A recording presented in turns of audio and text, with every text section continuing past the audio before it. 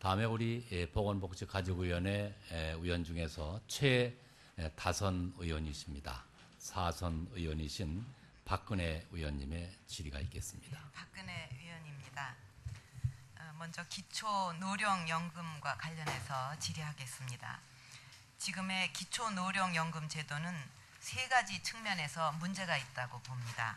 첫째는 어르신들의 생활 안정을 지원하기 위해서 도입이 되었지만 지금의 구조대로 가면 2013년에는 그때부터 수급자가 줄어들기 때문에 본래의 취지를 살리기가 어렵습니다.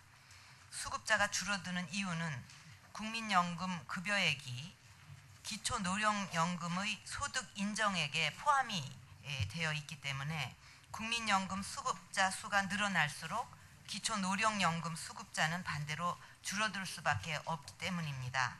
말하자면 국민연금과 기초노령연금은 서로 상충관계에 있는 것입니다. 예컨대 내년에 전체 어르신의 70%가 혜택을 받지만 그 다음 해부터는 수급자가 계속 줄어서 2011년에는 66%, 2028년 가면 50%대로 줄어들게 됩니다. 두 번째 문제는 한쪽에서는 돈을 내고 연금을 받는데 다른 쪽에서는 돈을 안 내고 연금을 받기 때문에 소득 자료가 없는 지역 가입자는 국민연금에서 빠져나가려고 할 것이고, 이런 수급자의 이원화 문제는 결국 국민 통합도 저해하게 될 것입니다. 세 번째는 현장에서 제대로 작동하고 있느냐 하는 문제인데, 여기에 대해서 보건복지가족부는 너무 안일하게 인식하고 있는 것 같습니다. 제출하신 자료에서 지자체가 사회복지 전담 공무원 등 인프라가 잘 구축되어 있다고 이렇게 돼 있는데, 이것은 현장을 전혀 모르는 정반대의 인식입니다. 일선 사회복지 전담 공무원들은 인원이 절대적으로 부족한 상황에서 기초노령연금 업무까지 맡다 보니까 이 일이 업무의 반을 차지해서 다른 업무까지도 제대로 돌볼 수가 없다고 어려움을 토론하고 있는 실정입니다. 이런 문제를 근본적으로 해결하려면 장기적으로 현재의 국민연금을 기초연금과 소득비례연금으로 이원화하고 현재의 기초노령연금은 기초연금으로 통합해야 된다고 생각합니다. 단기적으로는 또 기초연금으로 통합하기 이전이라도 관리 운영 주체를 국민연금관리공단으로 일원화하는 것이 효율성 측면에서 더 바람직할 것입니다. 이 문제에 대해서 현재 통합소위에서 여러 안을 준비하고 있는 것으로 알고 있는데, 어떤 논의들이 있는지, 또 기초노령연금이 갖고 있는 이런 문제점들을 해결하기 위해서 어떤 계획을 갖고 계신지 밝혀주시기 바랍니다. 예,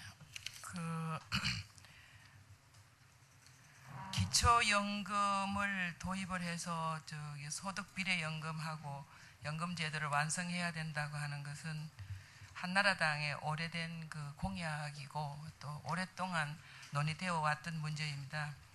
근데 제가 보건복지부 장관으로 와서 보니까 그렇게 주장하는 측과 그냥 기초노령연금을 생활이 어려운 분들한테 공적 부조로 좀 액수를 올려서 주는 방안이 팽팽하고 맞서기에 있어서 양쪽 의견에 대한 사회적인 공감대를 좀 더 형성할 수 있도록 토론회 등을 통해서 앞으로 연금 개혁을 추진해 나가고자 합니다. 그리고 기초노령연금의 업무를 국민연금공단으로 옮기는 문제는 현재 이것이 완전 국고로만 운영이 된다 그러면 저희들이 국민연금공단으로 옮기는 것이 훨씬 사회복지 전담 공무원의 일도 줄여주고 국민연금공단의 효율도 높일 수가 있습니다. 그러나 이것이 매칭 펀드로 되어 있기 때문에 자치단체의 재원이 들어가는 것이기 때문에 자치단체에서 국민연금공단으로 옮기는 것에 대해서는 이견을 가지고 있어서 아마 기초연금 도입과 더불어서 해결해야 될 그런 과제로 알고 있습니다.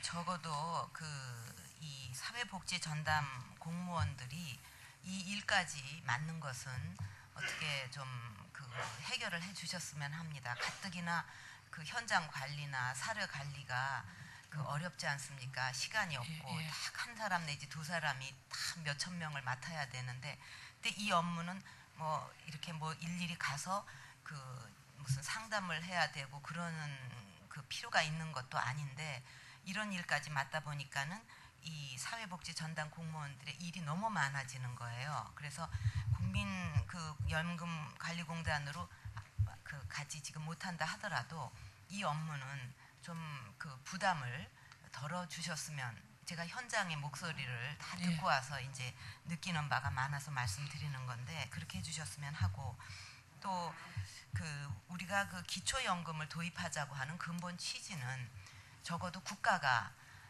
모든 국민들에 대해서 노후에는 그 기초 생활에 대해서는 그래도 뭔가 안심할 수 있도록 보장을 해주자 하는 이제 그런 철학과 취지를 가지고 한 거 아니겠습니까? 예, 그렇습니다. 근데 이걸 또 공적 부조로 하게 되면 이제 몇 명 또 그 얼마만큼을 또 뽑아서 하게 되는데, 지금도 이 국민연금은 사각지대가 많고, 그러니까 낼 수 없는 사람들까지 합해서 이런 틀을 만들지 않았습니까? 그러니까 거기서부터 문제가 있어서 사각지대가 많은 데다가 또 소득 그 대체율이 점점 낮아지기 때문에 그거 가지고 노후 보장이 안 되는 겁니다. 그러니까 기초적으로 그 기초연금을 쭉 깔아주고 그 위에 자기가 노력해서 소득 비례 연금을 또 타서 그거 합해서 그래도 안정된 그 노후를 가질 수 있도록 그 해주자는 취지이기 때문에, 또 공적 부조로 하는 것보다는 그 기초연금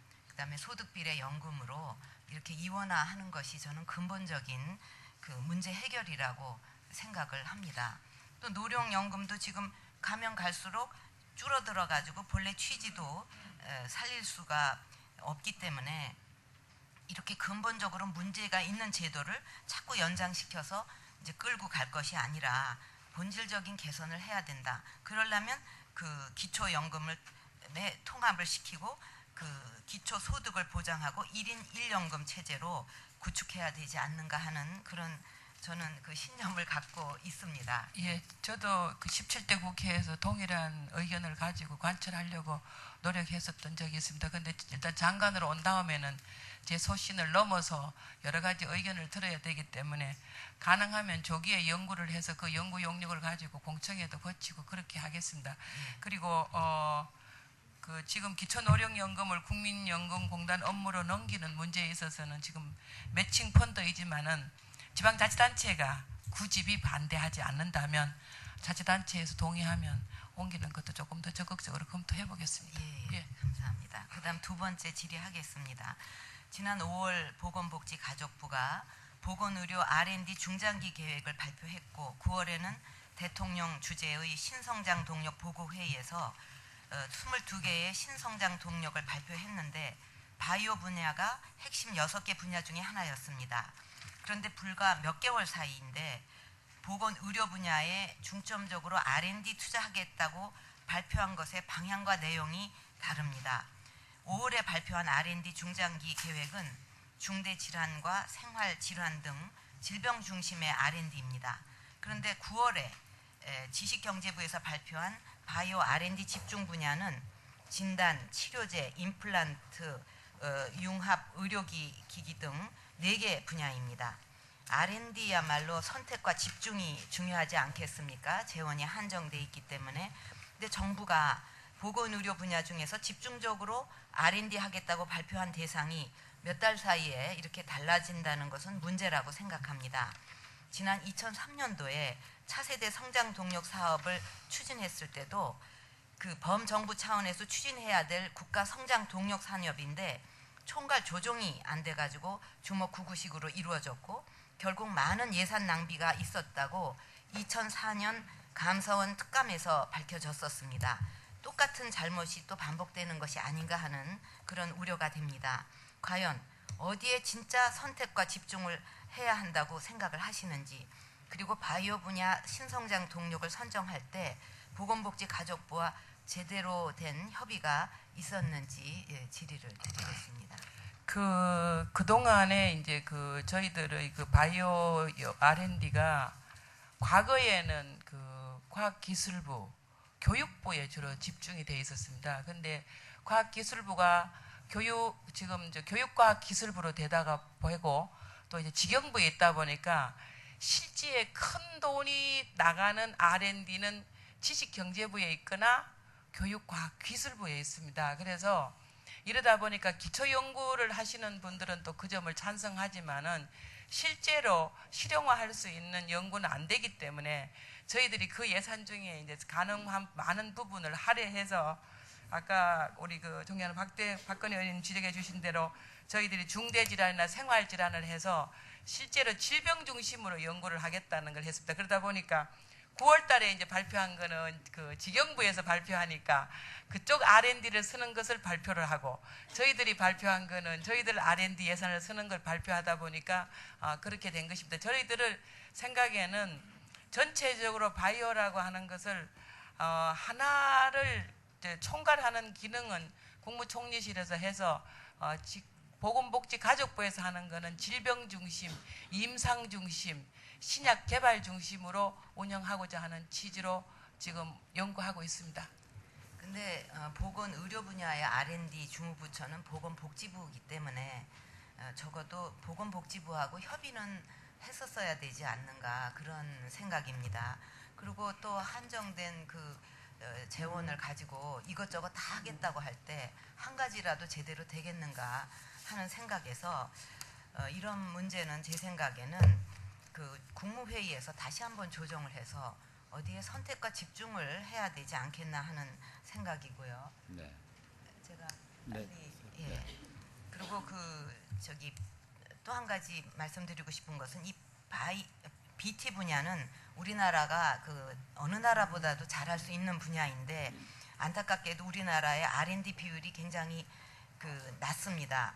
그러니까 세계적인 제약사들 경우에는 R&D가 매출액 대비 15%를 넘는데 우리나라는 제약사들의 그 R&D가 매출액 대비 한 6% 정도입니다. 그리고 또 그 반면에 판촉비는 R&D의 5배 내지 8배가 훨씬 넘습니다.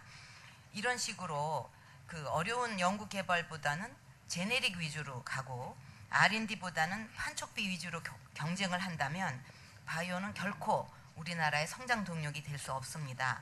그러니까 이 문제는 정부가 지원하는 것도 중요하지만 무엇보다 기업들이 R&D를 하겠다 하는 그 동기를 갖도록 유도하는 것이 중요합니다. 이와 관련해서 기등재 의약품 목록 정비에 대해서도 제가 그 말씀을 드리면 저는 그 기등재 의약품의 목록 정비를 통해서 고가의 약값을 적정화하는 것은 필요하다고 봅니다.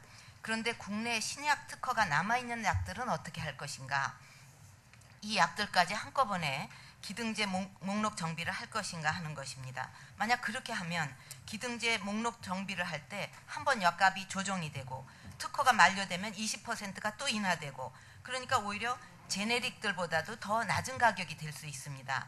이런 식이면 기업들이 R&D를 아예 포기하고 제네릭으로 가려고 하지 않겠습니까?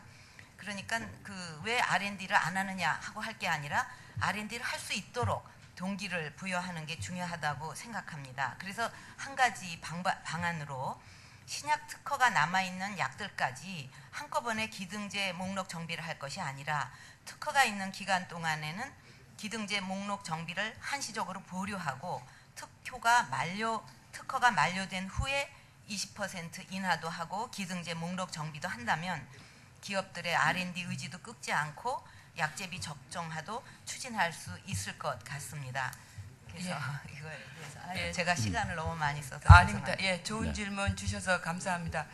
우선은 지금 그 거래 비용이 우리가 일본보다 한 10% 이상 높습니다. 그게 이제 약가의 거품, 이제 그 리베이트 이런 거하고 관련되어 있습니다. 그래서 그것을 지금 저희들이 이제 없애는 쪽으로 노력을 하고 그 비용이 없어지면 저희들이 그 업체의 R&D 비용으로 돌려드리겠다고 지금 그렇게 말씀드렸습니다. 그리고 기등재 의약품 목록 정비에 관해서는 신약 특허가 남아있는 것은 조금 일부 유보하는 것이 어떠냐 하는데 이렇게 유보하는 방안도 있고 이중으로 중복 인하시키지 않은 방안도 있습니다. 어쨌든 그런 것이 불합리하게 인하되지 않도록 하는 방안은 제가 새로운 시평원장이 오면 전하겠습니다. 감사합니다. 이상입니다. 네, 한나라당의 박근혜 의원님의 질의였습니다.